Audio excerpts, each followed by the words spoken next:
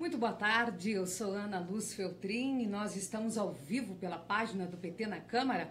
Aproveita, curte a nossa página, convida os seus amigos para curtirem a nossa página no Facebook e nós continuamos debatendo a conjuntura nacional, a política e os temas mais relevantes do momento. E conosco hoje o nosso querido deputado do PT do Rio de Janeiro, Luiz Sérgio. Seja muito bem-vindo ao nosso estúdio, deputado Luiz Sérgio. Boa tarde, Ana. Boa tarde a todos que estão nos acompanhando. É uma alegria participar do debate, embora o momento não seja para alegria. Mas o momento é um momento, né, de muita luta, de muita esperança, porque nós acabamos de ver o nosso presidente Lula adentrando a Justiça Federal na cidade de Curitiba, no estado do Paraná, para prestar o seu depoimento e de uma maneira belíssima foi recepcionado por toda a militância e uma esperança no seu olhar e, sobretudo, verdade, né, deputado Luiz Sérgio? Quando se tem a verdade, isso dá uma força muito grande para as pessoas lutarem. E é desta verdade que vem a força do presidente Lula. Agora, é inegável que é uma perseguição inaceitável. Vamos aqui pegar um exemplo, a medida provisória chamada de medida provisória automotiva. O inquérito chamou, por exemplo, o Fernando Henrique para prestar depoimento? Não. A medida provisória do setor automotivo, ela se origina no governo Fernando Henrique Cardoso, acertadamente. Quero aqui ressaltar isto, porque era uma reivindicação da região norte e centro-oeste do país, do nordeste também, para que pudesse ter um incentivo à indústria automobilística para que ela saísse desse centro de São Paulo e pudesse se expandir para todo o Brasil. Foi em razão dela que, por exemplo, a Ford foi para a Bahia. À época era um pleito grande, inclusive, do DEM com Antônio Carlos Magalhães, né? E até, desculpa lhe interromper, mas o relator da medida provisória é Antônio Carlos Aleluia, né? O José Carlos Desculpa, Aleluia foi o relator no governo do presidente Lula, que ele reeditou esta medida provisória porque o Nordeste pleiteava e graças a isso a Fiat foi para Pernambuco. E então resolve abrir uma investigação contra o presidente, que tomou uma iniciativa correta de criar uma medida provisória para expandir o desenvolvimento industrial para além do eixo sul, São Paulo e Rio de Janeiro. E se quisesse conhecer a verdade, ele teria indiscutivelmente de convocar para prestar esclarecimento aquele no qual, na sua gestão, a medida provisória foi originária. E isso não ocorreu. Então, isso evidencia a perseguição. E quando se vê aparelho do Estado, que é para garantir a democracia, a cidadania, ser instrumento de perseguição política, aí é inaceitável. Agora, nós temos que aprender com a história.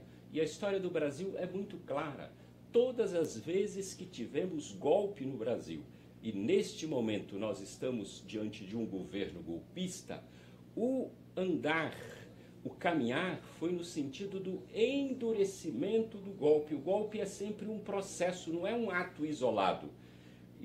E o que nós estamos vendo é o aprofundamento do processo de golpe no Brasil, onde buscam de todas as formas e de todos os meios de retirar do presidente Lula o direito legítimo de ser candidato a presidente da República em 2018. Então nós estamos hoje assistindo uma situação profundamente lamentável. Nós não temos governo, a própria Justiça, que resolveu parte dela e parte do Ministério Público de fazer política, hoje está envolvida também num processo de questionamentos no qual membros do Ministério Público, como o Miller, já se evidenciam fatos concretos de que estava agindo dentro do aparelho do Estado e na defesa de grupos econômicos, né?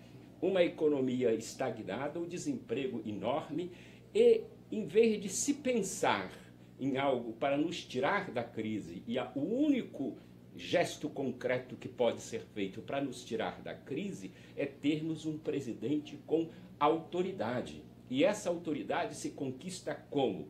Ela se conquista no voto. É o voto que vai dar legitimidade ao dirigente, ao presidente da República, para unir o Brasil e tirar o Brasil da crise em que ele se encontra. Em vez de se pensar nisto, já que evidencia que o golpe deu errado, o desemprego aumentou, tiraram a esperança do nosso povo e da nossa gente, não. O que estão tentando? Estão tentando aprofundar o golpe buscando tirar o direito do presidente Lula de ser candidato em 18. Ocorrendo isso, o que vai acontecer? Nós vamos contaminar a gestão do próximo presidente da República, porque todos os brasileiros vão dizer, se caso isso ocorra, de que o futuro presidente, sem o Lula na disputa, ele perde a autoridade moral e ética, porque retiram no tapetão aquele candidato que está no coração, que está na mente do povo brasileiro, que é o presidente Lula. E algo que se tornou banal hoje no Brasil, dentro da justiça, mas que está previsto no Código de Processo Penal, são as delações premiadas. Acontece que elas ocorrem sem prova nenhuma, né, deputado Luiz Sérgio? O problema das delações é que não são delações, elas são um instrumento que se banalizou-se e se transformou em um instrumento de se proteger corruptos, né? Porque, vejam, aonde é que está o Barusco? Está no bem bom. Onde está o Sérgio Machado? Está no bem bom. Ainda hoje o juiz Moro mandou liberar os carros e bens e joias de um outro que fez delação também. Então, os bandidos que estão presos já têm a senha. É preciso jogar a culpa em alguém, mesmo que isso não se evidencie depois. Então, veja, eu não quero pegar aqui o caso do PT. Vamos pegar aqui um caso do PMDB que está todo envolvido. Mas mesmo envolvido no processo de corrupção, é preciso que se apure. Por exemplo, o Sérgio Machado fez inúmeras denúncias contra o Renan, contra o Sarney, contra o Jucá. O procurador-geral resolveu denunciar a cúpula do PMDB em relação a este fato da denúncia do Sérgio Machado. Isso virou manchete em tudo quanto jornais, em tudo quanto foram revistas, em tudo quanto foram telejornais. Agora, o próprio procurador-geral pede para arquivar aquele processo, afirmando que são inconsistentes as denúncias. Aí fica a pergunta, ele não poderia esperar mais um pouco? Ele não poderia ter aprofundado mais as investigações, mesmo na questão da chamada listão da Odebrecht? Né? Já se pediram para arquivar processos contra mais de 10 parlamentares, que há parlamentares envolvidos com corrupção, mas não pode se brincar com a imagem, a história, a biografia das pessoas. É preciso ter muito cautela para se separar o joio do trigo. O que está ocorrendo é que eles estão botando fogo na plantação de trigo, no joio, estão queimando tudo. E agora não sabem, inclusive, como é que vão apagar esse incêndio. E isso também se evidencia um outro fator, né? Um outro fator, que tudo isso surge a partir de um momento também que o PSDB, o Aécio Neves, perde a eleição e não aceita a derrota. Ele colocou em dúvida as urnas, pediu para fazer auditoria, depois ele entrou com ação no Tribunal Superior Eleitoral, em que as gravações revelaram que ele disse que entrou com ação só para encher o saco, ou seja, ele é candidato a presidente da República e não tem responsabilidade com o país.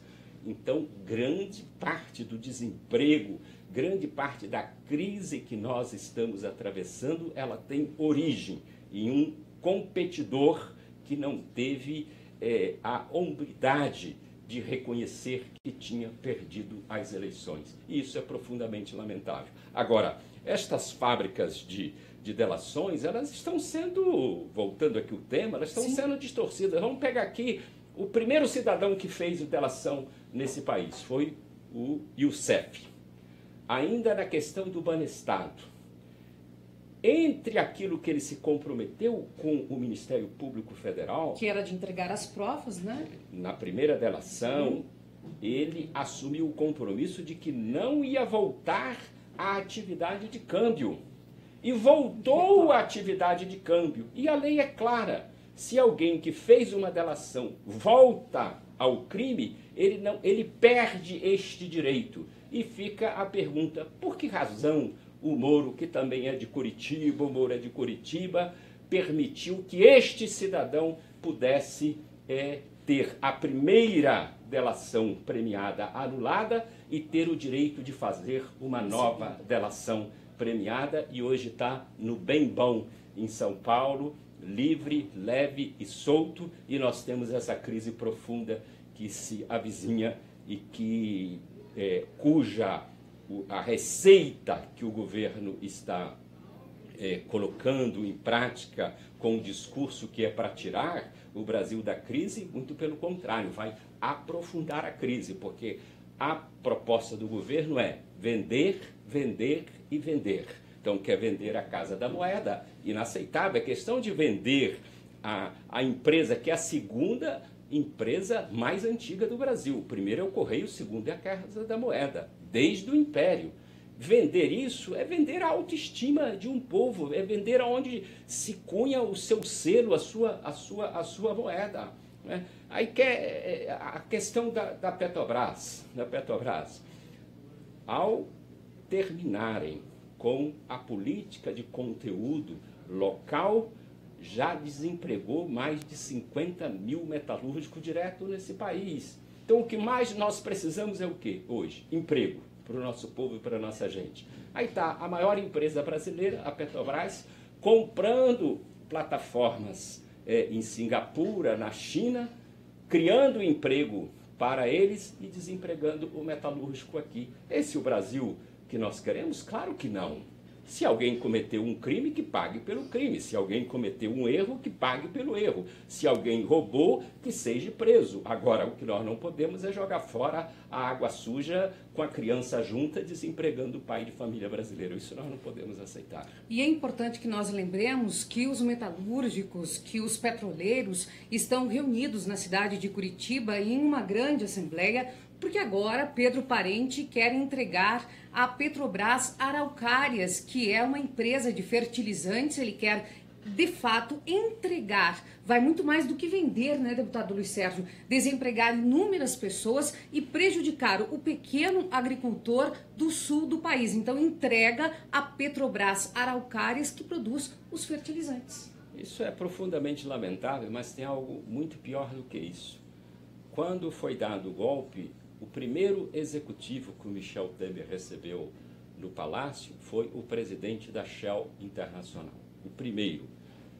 E agora a Petrobras está assinando um convênio de cooperação com a Shell Internacional, onde vão poder compartilhar informações. Ou seja, o Brasil está entregando de graça para a Shell todo o conhecimento e a tecnologia que o Brasil adquiriu para poder extrair petróleo do pré-sal. Porque esta tecnologia é uma tecnologia nova, moderna, que apenas a Petrobras possui, que mostra a eficiência e a capacidade da engenharia brasileira, e nós temos pessoas que acham que tudo que é lá de fora que é bom, e o que o brasileiro não serve. A questão do pré-sal é uma demonstração desta capacidade do brasileiro. E é preciso lembrar alguns fatos. Quando Lula anunciou o pré-sal, eles diziam que era mentira. Quando disseram que iam tirar petróleo do pré-sal, disseram que isso era inviável economicamente. Depois disseram que o pré-sal era apenas uma peça de publicidade. Hoje, mais de 50% do petróleo que é produzido no Brasil vem dos poços de pré-sal, o que mostra a potencialidade que esses poços tem para dar uma autossuficiência energética na área de petróleo e gás ao Brasil. E isso tudo está sendo entregue. E não é à toa, porque se você olhar a geopolítica do mundo, aonde nós temos conflitos é onde se tem petróleo. A Venezuela está lá, uma grande produtora de petróleo. O Irã está lá, é um grande produtor de petróleo. O Iraque foi invadido, é um grande produtor de petróleo. A Líbia tem o conflito derrubar o Gaddafi, é produtor de petróleo. Então, e o Brasil é um grande produtor de petróleo a partir do pré-sal. Aí nós tivemos o golpe e junto com o golpe nós temos uma política de entrega do patrimônio nacional e junto com isso nós temos uma ideologia de intolerância. É bom lembrar que na exposição, a princípio algo que não teria problema nenhum, em Porto Alegre, no Centro Cultural do Santander, uma exposição teve briga de rua. Teve briga de rua, a polícia teve que intervir, brasileiros brigando com brasileiros por causa de uma exposição cultural. Isso é inaceitável, isso era impensável. Se alguém acha que aquela exposição cultural é obscena, que não vá, que não leve o seu filho, não é? Porque hoje qualquer telefone, qualquer computador, qualquer televisão dentro de casa, um jovem, uma criança acessa tudo que quer. Então, depende da educação que ele está recebendo, porque acesso, os jovens sabem muito bem onde acessar o que quiserem, a hora que quiserem, pelos instrumentos que se tem. E as pessoas sabem do que eu estou falando, porque qualquer um da minha idade, diante de um computador, diante de um telefone celular, quando se enrola, o que faz? Chama uma criança que ele resolve na hora, porque essa já é a linguagem deles. Mas o que eu quero aqui ressaltar é que este fato que ocorreu em Porto Alegre, onde houve briga e enfrentamentos daqueles que defendiam que a exposição tinha que continuar e os que queriam que fechassem aquela exposição cultural, é algo que sinaliza esta ideologia de ódio que vem sendo pregada no Brasil dos últimos tempos. Essa erva danina está brotando e já começa a dar, lamentavelmente, os seus frutos da intolerância, do ódio, que não tem a marca da alma do povo brasileiro. Mas, deputado Luiz Sérgio, nós estamos encerrando o nosso bate-papo. Eu gostaria que o senhor, então, deixasse uma mensagem aos nossos internautas que nos acompanham pela página do PT na Câmara e, aproveitando, continue acompanhando as nossas redes, tanto no Twitter, pelo Instagram, no Facebook, a nossa página na internet, ptnacâmara.org.br. Nós temos a cobertura hoje total do que está acontecendo em Curitiba e agora eu deixo a palavra com o senhor para encerrar o nosso Até Breve. Não, eu serei breve. A mensagem é de esperança.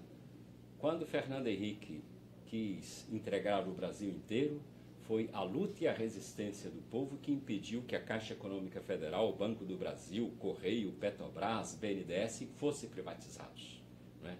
Agora nós estamos diante de uma nova tentativa e eu tenho convicção e certeza de que a luta popular vai barrar isto. E em relação ao presidente Lula, esta perseguição vem logo após uma caminhada, uma caravana que foi feita no Nordeste, vitoriosa, onde o povo pôde expressar o seu carinho e o seu reconhecimento ao presidente que mais construiu universidades no Brasil, que mais construiu escolas técnicas, que levou um programa Luz para Todos que permitiu a milhares de brasileiros de ter energia elétrica, que tirou a transposição do Rio São Francisco do papel, que era um projeto que estava encalhado desde o Império Brasileiro, que construiu a política de conteúdo nacional que revigorou e ressurgiu a indústria naval no Brasil. Então o povo sabe, tem memória, e o povo sabe que o melhor presidente que o Brasil